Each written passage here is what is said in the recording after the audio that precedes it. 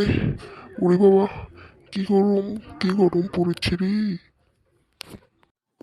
এই গরমের মধ্যে ওখানে কে বসে আছে? যাই তো গিয়ে দেখি।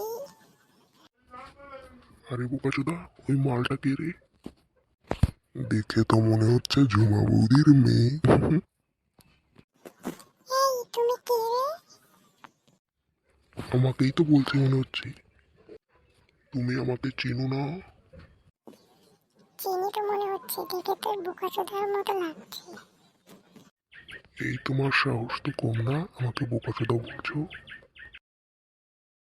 বোকাচোদার মতো লাগলে তো বোকাচোদা বলবোই দাদা।